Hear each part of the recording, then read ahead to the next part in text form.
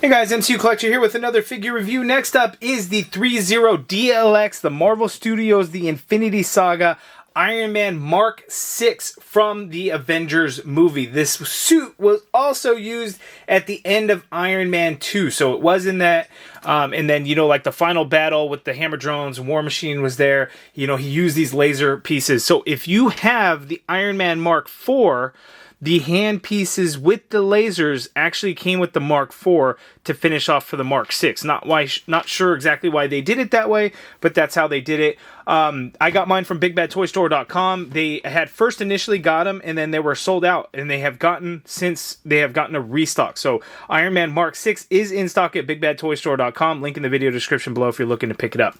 The previous video was the Iron Man Mark IV, and if you watch that video, you would know that I had some QC issues with this guy. I can't get it to light up.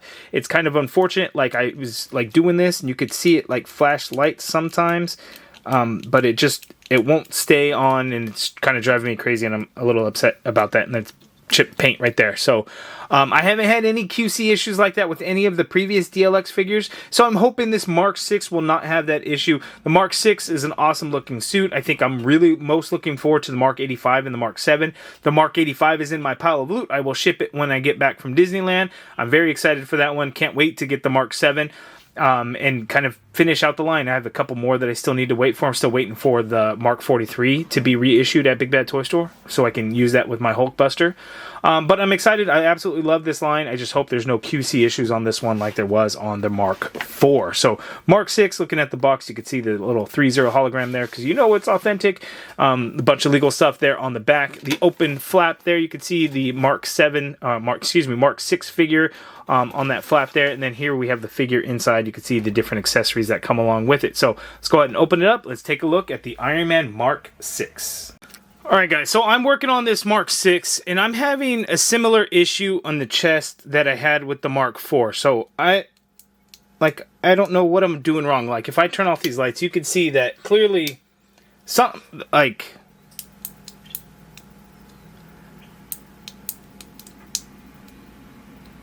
so you could see, I don't know if you could see. Hold on, let me.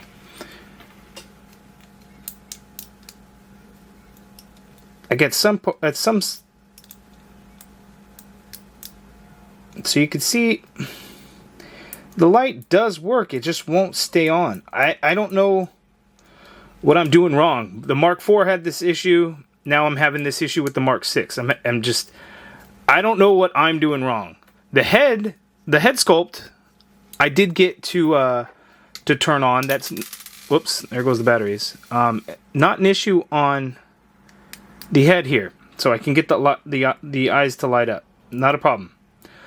I don't know if threezero, their QC isn't what it used to be. But clearly my batteries are not the problem, because look, this one's lit up. The eyes are lit up like they're supposed to. So I really don't know what's going on, but it's kind of driving me crazy. So if I... Oh, see, I just did it. I was going to say, if I don't move my finger, it will... See, look, there it's lit up. I don't know what the problem is. If I move my finger, then it doesn't get a good connection. So I don't know what the issue... I don't know how to fix that problem. Like, I don't know what's causing that, but as you can see, the batteries are good. The light works. It's just, I have to, like, somehow secure it in there. And I don't know, maybe it's the batteries that I got. They're just a tad too thin. I don't know, but, like, if they're thicker, maybe they wouldn't do this whole falling out thing. But those are the batteries. Like, I mean, I ordered the batteries. I use those batteries in the other Iron Man DLX figures that I have, so I don't know what the problem is. Alright, so here, let's go ahead and get into the figure. I'm already kind of frustrated with the lighting situation of the Mark IV and the Mark 6, because now I'm 2 for 2, and I don't know if I'm doing something wrong, if there's something going on with the batteries, what the deal is, but the head sculpt, the eyes, I can get those to light up. I just can't get the arc reactor to light up and stay on. So I'm kind of frustrated. The other thing to this is there's these little shoulder pieces on this guy that are driving me crazy because they pop off so unbelievably easily because you got to swap them out. and whatnot, so they come off very easily. But as you can see here, I got these missiles going on the shoulders. I've got the micro munition there on the forearms. So Iron Man, he's got a full force with him, a big old arsenal that he could do there. And if I wanted to take it even further, like if I wanted to go with like the laser hands, which I did, you know, if you have the Mark IV, because again, these only come with the Mark IV, but you could do the laser hands there, and I mean, that might be a little overkill. I don't know that he'd be using them all at the same time, but he does have it within his arsenal there. So, bam, lasers, missiles, all kinds of crazy things going on there.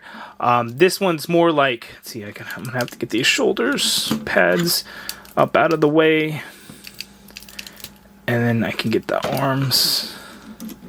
Oh, I gotta leave this forearm piece that keeps wanting to come off there. And so with the lasers, you know, he kind of did one of these things where he's like, twirl around, and then he cut the hammer drones in half. So you got that going on. So a lot going on with this figure. It looks gorgeous. Like, I think the Mark 7 does look better than the Mark 6, but the Mark 6, right, kind of transitions into the 7. We get some of that silver in there with the gold. And that's what I love about the Mark 7. So the Mark 6 is cool. We get the triangle arc reactor, which is nice. This one doesn't light up, but it is nice. So the figure looks great. The articulation is going to be good. We know this with all the other DLX figures. I just want to get that lighting situation figured out. And I want these shoulder pieces to stop popping off because it's kind of crazy. But let's go ahead and get a closer look at those shoulder pieces so you can see exactly how they look close up. And then we'll swap them out and I'll show you guys what that frustration was. Okay, up close look. So looking at those shoulders, that forearm piece. Oh, I dropped it. I don't want to step on that later and break it. So if you watch my Mark IV, you could know that these forearm elbow pieces, you could swap these out to kind of give it a completely different look. So we'll put the regular elbow piece back on there. And hopefully this will hold a little bit better. But you could swap that out. And have that regular look versus the micro munitions look, as you can see there with the nice gold tipped little rockets, missiles in there. So those shoulder pieces, as you can see, you get these shoulder pieces here. They come off very, very easily. Like, oh look, now this one wants to stay on there nice and tight. So you can see it's kind of keyed in there. So when you have the regular pieces, this one, so you want to kind of get it in the back piece first to kind of slide in. And then port it down in and push it down to hold in there. And then you also get the other piece and they kind of want to do the same thing, slide it kind of from the back. But then look at that, see how easy it pops off. It just drives me crazy. Now, it could be because of my big fat hands that I'm just trying to do it out of frustration and I'm angry and trying to port it in. Yeah, you would think, yes, that could be the problem. However, even when I first did it, when I was fresh with it, and not frustrated at the stuff, it still would pop off. Now, here's the thing with these shoulder pads. The shoulder pads got to move so nothing hits with each other and, you know, nothing's going to break and things like that. Like, you get these sliding pieces here in the chest so it doesn't break or anything like that. But, you know, when you want to get the shoulder into a certain position, like say you push it down and say you move the arm a little bit, it would pop those shoulder pieces. I mean, it's obviously not going to do it now because I'm recording now. But it was driving me crazy. Like, it was just see how easy those pieces come off. Yeah. So a little bit of frustration with me in there because it feels like this piece right here. So you slide it from the back and then you push it in to plug it in, right? And it feels like it should get a tighter fit in there, but it doesn't quite get in there all the way, and it's just going to be able to pop off. Now, I don't even know where my other regular shoulder piece is. I found it.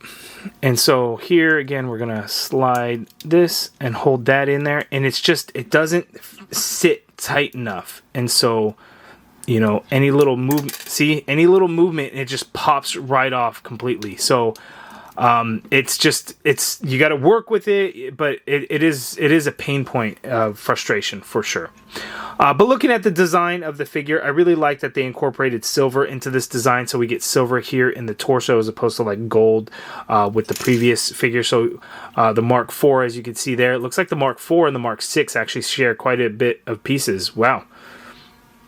I had no idea. In fact, almost the entire thing is the same. So how about that? So the Mark IV and the Mark VI are basically the same exact suit. The only difference is the arc reactor chest piece. So everything else is the same. The shoulder pieces obviously must have changed as well, because these ones don't come off.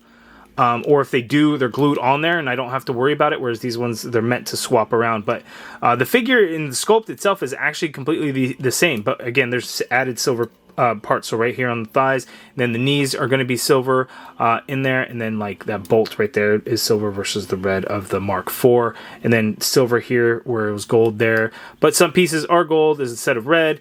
So very similar. I just never knew that, and then just that chest piece is going to be different there. So that is pretty cool. At the back, we also get these flaps that open up here, as you can see. So during flight, you can move those around there. So that is pretty cool that they're there. I think that's overkill. I don't think those are necessary. I mean, it's cool that you get those moving parts. I just don't think it's all that super necessary. But that's the Mark VI. So we'll go ahead and go over the articulation quickly. It's going to be the exact same as the Mark IV, though. All right, so let's go over the articulation of the Mark VI. Again, the Mark IV is actually basically the same thing. The Mark V was obviously different because it was the suitcase arm, but you can pop the head off. You can get Iron Man to look up that much there. You can get him to look down that much there. Oh, you know what I was just thinking? The QC issue that I'm having with the Mark IV versus the Mark VI, the inner workings of it are going to be the exact same. It's literally just the arc reactor piece that is kind of different there. So maybe because they're basically the same thing, I'm having that QC issue. I don't know. Maybe I'm just trying to cope. Anyway, so that's the head. You get some good pivot in there. You can swivel it around. You can turn the head a little bit. The shoulder, you got to get that butterfly joint that shoulder pad out of there so you can be able to hinge that arm straight on out. You can go full circle in there. You can pull the arm out a little bit. It doesn't go back. It shifts up and down just a tad, but you can pull it out a little bit there. But again, you got to get that shoulder pad out of the way. You got that bicep swivel in there. You get a double jointed elbow that bends that much there, so nice bend at the elbow. Wrist swivel, and they do hinge a little bit. It's just on a ball joint in there. Again, we get some moving pieces here, like at the pec, so you can kind of shift this around so you can get that arm and it won't hurt anything in there. A couple of different pieces at the torso, which will allow some movement, so you can tilt to the left a little bit, that much there. You can tilt to the right that much there. You can lean back. Oops, I just pulled that piece off, and that's where the stand will plug in. You can lean back a little bit on the Iron Man, and then coming forward, you can lean forward that much there, which is really good for an Iron Man figure for sure. And then you get a swivel at that upper diaphragm. The legs, you can pull that leg down. You get that drop down. I didn't do this on the Mark IV, but to get the see how far the legs go out apart, you can go that far with it when you do the drop down hip, so that is really cool. And then you can kick forward all the way forward. You can go back a little bit. Where you have that drop down is where you have your thigh swivel in there. You get a double jointed knee, gives you that much bend there at the knee. The foot, this back piece has a flap, and then there's a flap here in front, which will allow a little bit of movement for this foot. The foot's basically on a ball joint, so there's not a lot of hinge. You can hinge down a little bit. You can hinge up a little bit. You do have somewhat of a pivot in there. There's not a huge amount. And then you can swivel the foot around as needed, and then you have a little bit of toe articulation in there. Not a huge amount, but you have some. There are peg holes at the bottom of the feet, and you're going to use the blast effect pieces that we get with all the Iron Man figures. There's two longer ones that you could use on the feet for the flight poses, and then you've got shorter ones that you could use in the hands for the arc reactor blast out of his hands. So that's what's going on in the articulation for the Iron Man Mark VI. It is the exact same as the Iron Man Mark IV. So no surprises, nothing new there. And all seems to work. So there we go. I didn't really talk about the accessories early on in the video, but in terms of the accessories, the hands, you get those shoulder missile pieces that I had mentioned that you could swap around each side for a left and right. You get the micro munitions pieces. The Mark IV also had these as well that you could swap around at the elbow piece and elbow and forearm. A couple of different sets of hands. So as you can see here, these are kind of the more clawed hands, arc reactor blast hands. You get one where you don't have the peg hole. You can see the arc reactor in there, and then one for the peg hole for the blast effect. So those are the exact same. You get an open, relaxed hand, and then you also have like the flight pose hand. So this is one that you would use like for flight poses. You could have the blast effect out of there. It's just kind of more straight finger hand there. So we get left and rights for each of those, and that's the full-on accessory set. Plus, every DLX figure comes with a stand. Okay, so here's a side-by-side comparison, the Mark IV and the Mark VI. So you can see they're essentially the same figure. They're just, you know, different, little bit of different coloring. And then again, the kind of the torso up and shoulder pieces are different. But when looking at kind of all of our figures, you know, not all of them, but we got like the Mark III, as you can see there, and as we you see the evolution of the figures. You got the Mark III, the Mark IV, and then the Mark V, which the Mark V was very different because that was the suitcase armor, so that's kind of, you know, how that ended up going. But the Mark VI kind of took that technology of what he had with the Mark IV, but Tony Stark had to use, obviously, the different arc reactor. He couldn't use palladium, so he had to create, I don't remember what the new element was that he created, but that's why the arc reactor is a different shape. That's why I guess that's kind of different. So he basically, you know, and he needed a quick turnaround, right? So it was basically like, let's just go with what we got on the Mark IV, but let's change out the arc reactor piece and change up the colors. And I guess that's kind of how that went.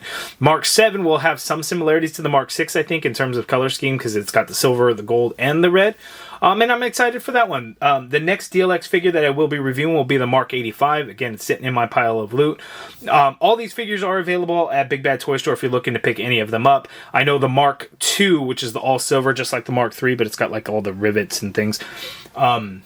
That one is actually low in stock. They're going to be they may be selling out of that one pretty soon. But if you're looking to pick up any of these Iron Man DLX figures by threezero, Big Bad Toy Store has the majority of them in stock. I do really love the line. I'm just a little frustrated right now due to the QC issues of my Mark IV and my Mark VI.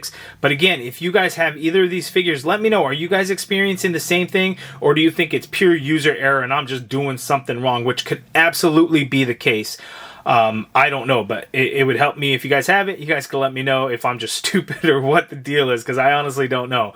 But give me your guys' thoughts on these figures down in the comments below. If you guys like it, if you guys have it, do you love it? Do you hate it? Let me know. If you guys like this video, please do me a favor, hit that thumbs up button, subscribe if you haven't already done so, and as always, thank you for watching.